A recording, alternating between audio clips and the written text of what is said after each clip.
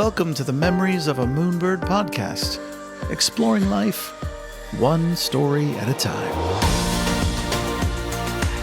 Hello friends, and happy almost New Year. Welcome to the Epilogue with Moonbird. This is my annual wrap-up and last look at this year's travel and life lessons. Every year, on every episode of the Epilogue, I'm going to share with you a short story from an unexpected moment in my travels. I'm also going to leave you with a couple of travel tips to carry into next year. These are usually things that were popular on the podcast or things that have come up during the year, or sometimes they're just oldies but goodies.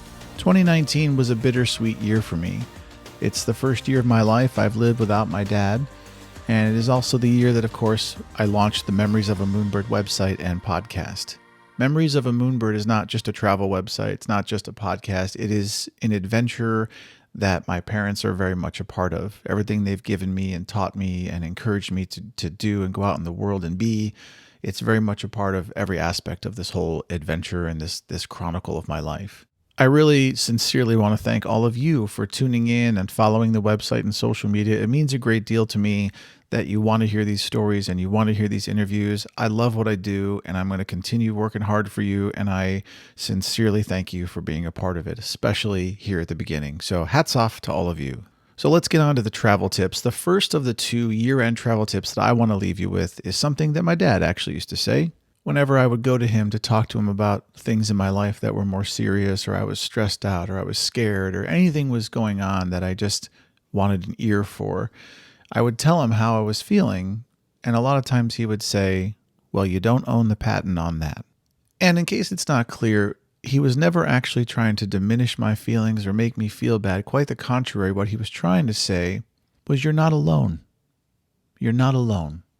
This thing that you're going through in life, this thing that you're feeling, these are the growing pains of the human condition. This is part of life. And on some level, it always made me feel better to know, hey, I'm not alone. And neither are you. And the reason I'm telling you this as a travel tip is that you're not alone. If you're thinking to yourself, oh, I want to travel so badly, but I just can't find the time or the money or whatever, you don't own the patent on that. You're not alone. And I'm telling you this because I would encourage you to talk to your friends, talk to other people that you know who have traveled, and get some advice from them, and go out there and don't just get lost in these feelings. Don't let them run your life. Don't let fear ever prevent you from going outside your comfort zone and trying new things and going to new places and having new experiences. So just know you're not alone. You don't own the patent on that. All right, travel tip number 2 for the year, and you've heard this many times on the podcast so far in 2019, and it is very simply 2 incredibly important words, and they are, drumroll please, pack lightly. People on the podcast, and myself included, who have traveled all over the world will tell you over and over again, pack lightly. I cannot stress to you how important this is, and one of the greatest things you can do when you are packing for any trip is to lay out every single thing you think you're going to bring and you're going to want to bring. Take a long, hard look at it and try to cut it in half. You will be so happy that you're not carrying around that much stuff, that you're not burdened by all these things.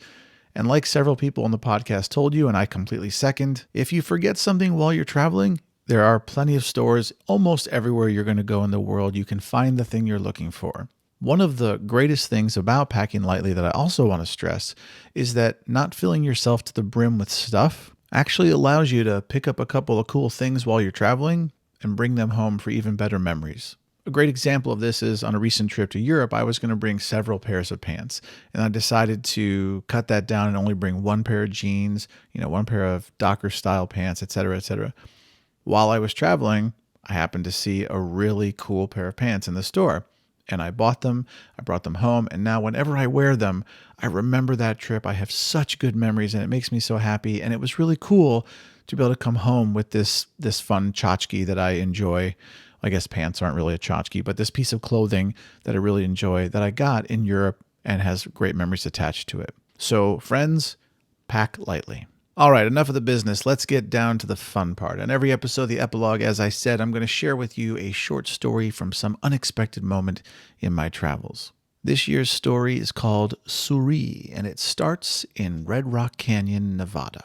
Red Rock Canyon is a really cool place. It's about 15 miles outside of Las Vegas. It's a natural conservation area. And rock climbers from all around the world flock there to enjoy this beautiful red rock and climb on these incredible climbs. It's an awesome place, not just for climbers, it's an awesome place for people in the world to just go visit. And if you're going to be in the Las Vegas area, I highly recommend it. We were there rock climbing with a bunch of friends. And on this particular day, we were inside the park in a place called the Black Corridor. Now, it's called the Black Corridor because it's two large rock faces that are basically smooshed together, and there's just a small corridor between them, only about 10 feet wide. The corridor itself is mostly in shade during the day, except when the sun's directly overhead. So it's a popular place with rock climbers because even on hot days, it can be relatively cool.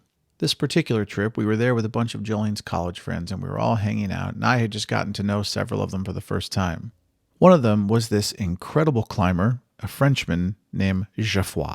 Geoffroy is the kind of guy that encourages you and just is super positive and wants nothing but the best for you. And during the day, he had shown me a couple of cool moves and taught me a bunch of really great stuff. And I felt like in a matter of hours, I became a much better climber just because of his instruction. But really, that's not what the story's about.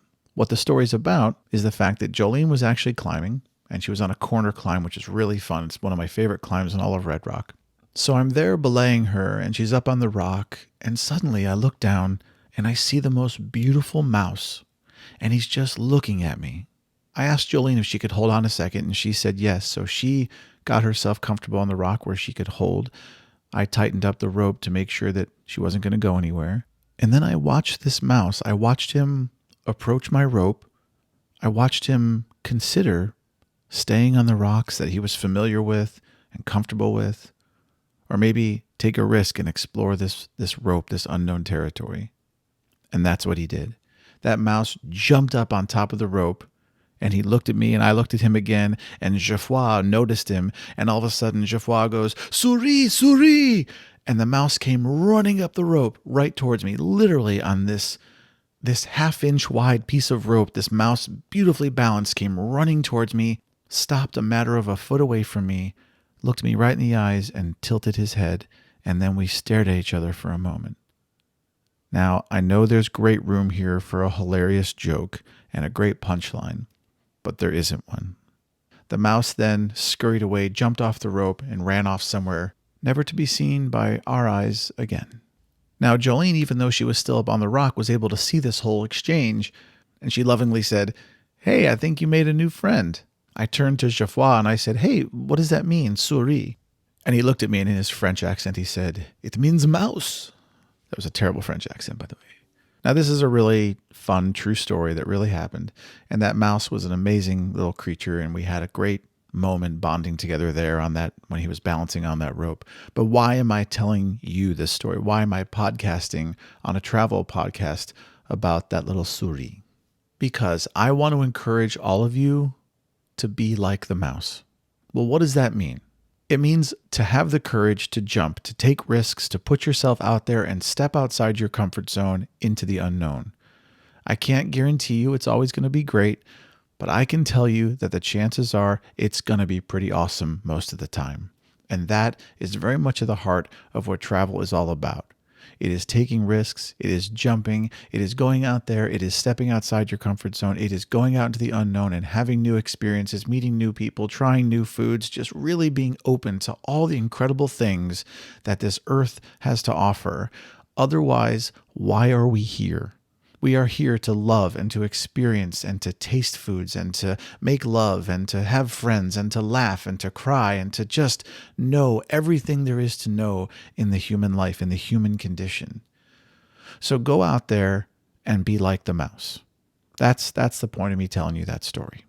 As an aside or an addendum, I do want to add that my father told me all my life, and I think it's very important to remember this, that while you are out there being like the mouse, and you should also remember two very important words beyond pack lightly. And those two words are stay safe. Go out there, experience the world, be like the mouse, but stay safe. And that's what I'm going to leave you with this year, my friends. Be like the mouse and stay safe. In closing, I really hope that the next decade is the greatest one we've ever known in human history. I sincerely mean that. I hope we all work together to heal the environment, to practice kindness, and continue to seek more understanding with each other. I hope we politically realign the world for the betterment of human beings all around, however you want to take that. And I also hope, I sincerely hope, that you all go out there and travel and see the world and make incredible memories and enjoy awesome experiences. To that end, let me have this shameless plug that 2020 is going to be an amazing year for the Moonbird podcast. And it's not shameless, it's my own podcast, right? We've already got more than 20 episodes recorded, and I can't wait to share them with you. As a teaser, you can look forward to my conversations with a red carpet host, psychologist, space scientist, TV and film director, journalist, musician, Air Force technical sergeant, boat captain, casting director, badass pilot, some amazing actors, and my father's best friend, retired Dr. Kevin Baker, who's going to share some of his memories of this Moonbird's dad. Get ready for more pleasure for your ears than you can handle in 2020. I really appreciate you listening. And before I go, I just want to say a special thanks to everyone who was on the show this year. Thank you for being like the mouse. To my family and friends near and far, I love you. Happy New Year. Thank you for everything. Have a great day, everyone. Happy New Year to all of you. And remember, if you want more Moonbird in your life, and hey, who wouldn't, then head on over to memoriesofamoonbird.com or find me on social media at memoriesofamoonbird. Stay safe.